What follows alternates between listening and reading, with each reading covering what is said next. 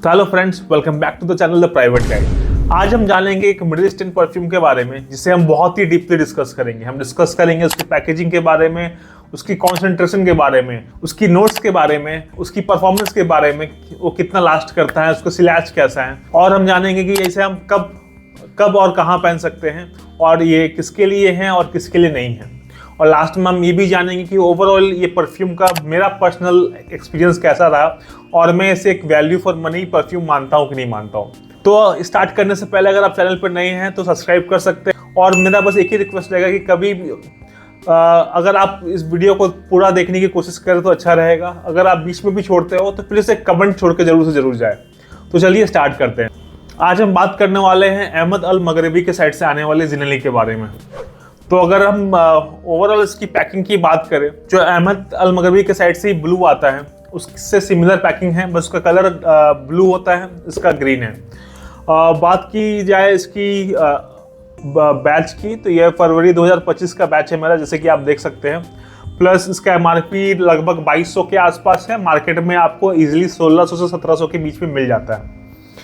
और कॉन्सेंट्रेशन इसका EDP रहेगा, 100 ml के बॉटल में आता है। जैसे कि मैंने ब्लू के बारे में बात किया कि उसका ओवरऑल आउटर पैकिंग से अच्छा, आप अगर इनर भी देखोगे तो golden foil kind of wrap मिलता है, जो कि एक प्रीमियम टच देता है इसे। क्योंकि बहुत सारे जो लोकल ब्रांड्स होते हैं बस अंदर कार्डबोर्ड ही उनका दिखता है, जो कि देखने में बहुत चीप होता है। पर ये आउटर के साथ साथ एक अंदर का फिनिश भी एक अच्छे ब्रांड को एक अच्छा प्रोडक्ट ओवरऑल एक्सपीरियंस देता है हमें देखने के लिए। कुछ इस तरह का इसका लेआउट होता है। निकलने के बाद यहाँ पे आपका ज़िनेली का ब्रांड दिख जाएगा बॉटल पे आपका, और इस काइंड ऑफ कटआउट में स्टैंड करता है। जैसे कि मैंने पहले भी कहा था कि जो ज़िनेली का बॉटल और पैकिंग है वो अहमद के ब्लू से मैच करता है। अगर आप देखोगे तो ओवरऑल डिज़ाइन पूरा सेम है, बस कलर्स का अंतर है। ये आपका ब्लू वाइट शेड में आता है, ये आपका ग्रीन और गोल्डन कैप में आता है। तो आगे बढ़ते हैं। तो चलिए बात करते हैं इसके एटमाइज़र के बारे में, इसके स्प्रेयर के बारे में। तो अगर आप जैसे कि आप देखोगे कि हल्का प्रेशराइज काइंड ऑफ इसका थ्रो होता है, और अच्छा क्वांटिटी में इसका थ्रो करता है। इसका मिस्ट बहुत ही प्रेशराइज्ड फील होता है। अगर आप देख पाओगे तो उसका ऑयल कंटेंट सेम अहमद के दूसरे परफ्यूम की तरह ज़्यादा फील होता है। जैसे मैंने लास्ट टाइम भी बताया था, अगर हम इसे सिक भी करेंगे तो इसका जो वाटर बबल सेटल होने में बहुत टाइम लगता है, जैसे कि समझ में आता है कि इसका ऑयल कॉन्सेंट्रेशन बाकी परफ्यूम से अच्छा रहेगा। तो जैसे कि हमने स्प्रे कर ही लिया है, तो बात करते हैं इसके नोट्स बैकग्राउंड के लिए। पर इससे जो मैं पहला जो स्प्रे करता हूँ तो ओवरऑल फील कैसा आता है मैं आपको बताना चाहूँगा। ये एक ओवरऑल बहुत ही juicy fruity kind of smells का फील होता है।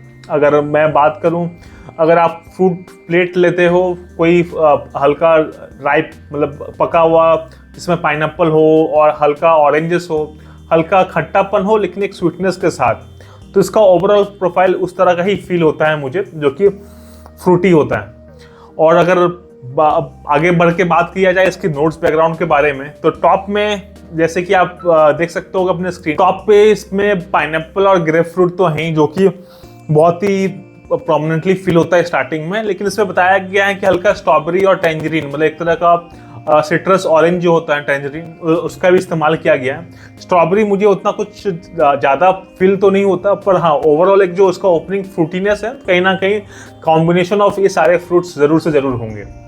आगे बढ़ेंगे हम इसके मिड नोट्स के बारे में बात करने के लिए। तो इसकी जो मिड नोट्स में है कुछ फ्लोरल एलिमेंट्स का फील तो आता है। इसमें मेंशन भी किया कि जैस्मिन, ऑर्किड और वैनिला का यूज़ है।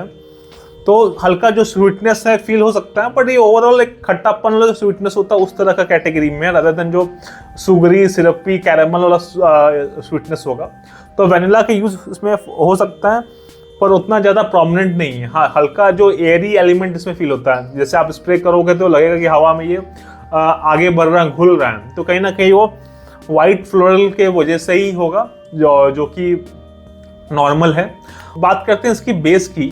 तो बेस में इसका ओवरऑल एक मस्की फील ही आता है, एक पाउडरी फील आता है मस्क के वजह से, और एक हल्का वुडी एलिमेंट तो फील होता है इसमें कहीं ना कहीं, क्योंकि एक नेचुरल काइंड ऑफ एटमॉस्फेयर में आपको लेके चल जाता है कि फल गिरे पड़े हैं, आपके आसपास जंगल हैं, हरी पत्तियां हैं, तो उस काइंड ऑफ फील तो आता ही इसमें। साथ ही साथ इसमें एक ओकमॉस वाला बारिश में काई जम जाती है अगर आपको पता होगा, तो उस काइंड ऑफ हल्का सोनापन वाला खुशबू भी इसके बेस में आता है। तो ओवरऑल अगर मैं बात करूं इसकी नोट स्ट्रक्चर की, मुझे ये फ्रूटी, अर्थी और फ्रेश काइंड ऑफ फील होगा ओवरऑल, कि इसमें एक फ्रूटीनेस तो है लेकिन वो ओवर स्वीट नहीं होता, साथ में एक फ्रेश फील आएगा आपको। इसका जो बेस है वो हल्का अर्दी फील होगा आपको, कि इसमें मस्क ऑकमोस की वजह से जो अर्थनेस है, जो सोनापन आता है, वो आपको इसमें देखने को मिलेगा। अब आगे बढ़ते हैं सबसे इंपॉर्टेंट परफॉर्मेंस टेस्ट के ऊपर। परफॉर्मेंस इसका कैसा है, तो उसको आप देख सकते हैं कि मैंने इसको बहुत ही अच्छा क्वांटिटी में यूज़ किया है अभी तक, लगभग 10-15 ml तो यूज़ कर ही लिया होगा, और एक लंबे टाइम से यूज़ कर रहा हूँ। तो मैं आपको इजीली कह सकता हूँ कि 8 आवर प्लस तो आप इसे लेके ही चलो। मतलब मैं 10 आवर तक भी मुझे फील हुआ है, लेकिन मैं एक नॉर्मल एनवायरनमेंट का बात कर रहा हूँ जहाँ की मैं 1-2 घंटे धूप में भी हूँ, ऑफिस में भी हूँ, एसी में भी हूँ, तो 8 आवर प्लस ये लास्ट करता है। आपके स्किन पर अगर आप लगा रहे हो और अगर एसी एनवायरनमेंट में नहीं हो तो कोई भी परफ्यूम हो, ये नहीं वो बह जाता है, तो उतना अच्छा वो परफॉर्म नहीं कर पाता। तो अगर आप नॉर्मल सिचुएशन की बात कर रहे हो जहाँ आपको थोड़ा बहुत ही धूप या गर्मी फील करना होगा, बट ओवरऑल आप एसी एनवायरनमेंट में हो, तो 8 घंटा प्लस इसको मैंने ट्राई किया है। बात की जाए इसकी प्रोजेक्शन की, तो बहुत ही अच्छा प्रोजेक्शन है इसका, पर स्टार्टिंग के 2-2.5 घंटे ये थोड़ा स्ट्रांगली प्रोजेक्ट करेगा, 2 फीट के आसपास आपके लोगों को फील होता है, पर उसके बाद भी ऐसा नहीं है कि टोटली स्किन सेंट हो जाएगा। आपके 1 फीट के अंदर जो भी अगर कोई आता है, गुजरता है, तो इसे नोटिस कर पाएगा कि इसका स्मेल है, और साथ ही साथ इसका सिलाज भी उस काइंड ऑफ सिमिलर ही है, क्योंकि मैंने कैसे कहा था ये हल्का एयरी हो जाता है फ्लोरल नोट्स की वजह से। तो अगर आप कहीं से गुजर रहे हो और अगर हवा का फ्लो उस साइड है, तो इजिली आपका एक बहुत ही सुंदर सिलाज छोड़ते हुए जाता है आप जहाँ से भी गुजरोगे वहाँ से। तो स्टार्टिंग के 2-3 घंटे तक तो बहुत ही स्ट्रांगली फील होगा, और जैसे कि अगर बैठोगे भी अगर 4-5 घंटे के बाद, तो आपको बीच बीच में इसका जो विफ है वो आते रहेगा, आपको उसका स्मेल लिंगर करते रहेगा। तो ओवरऑल इस कैटेगरी के परफ्यूम के लिए ये बीस्ट मोड तो नहीं है, पर बीस्ट मोड से थोड़ा कम ये परफॉर्म करेगा इस कैटेगरी के हिसाब। तो बात रह गया कि इसे अब कब लगाए, क्योंकि एक फ्रूटी परफ्यूम है तो इसे हम कब लगा सकते हैं। तो ये एक नाइट या इवनिंग ऑप्शन नहीं है मेरे हिसाब से, एक मॉर्निंग ऑप्शन है, जिसे आप गर्मियों में और जो बरसात की मौसम होती है उसमें बहुत ही आराम से यूज़ कर सकते हो।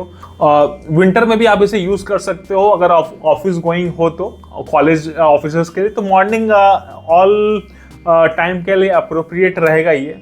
साथ ही कॉलेज गोइंग हो तो आप भी इसे ट्राई कर सकते हो कॉलेज जाने के हिसाब से लगाने के लिए, क्योंकि ये बहुत ही अच्छा प्राइस पॉइंट में हमें मिल जाता है। 1600-1700 में आपका जो क्वालिटी अहमद के साइड से मिलता है वो आई थिंक दूसरे मिडिल ईस्टर्न हाउस से मिस होता है, क्योंकि ऐसा नहीं है कि स्टार्टिंग में आपको बहुत ही ज़्यादा अल्कोहल फील होता है। स्टार्टिंग से ही ये बहुत ही अच्छा, बहुत ही रिफाइंड ब्लेंड फील होता है मुझे, अगर बात की जाए ओपनिंग नोट्स की तो, और परफॉर्म भी उसके हिसाब से ही करता है। अब बात है कि स्कूल कॉलेज ऑफिस में तो आप लगा सकते हो, शाम में आप इसे इग्नोर करो।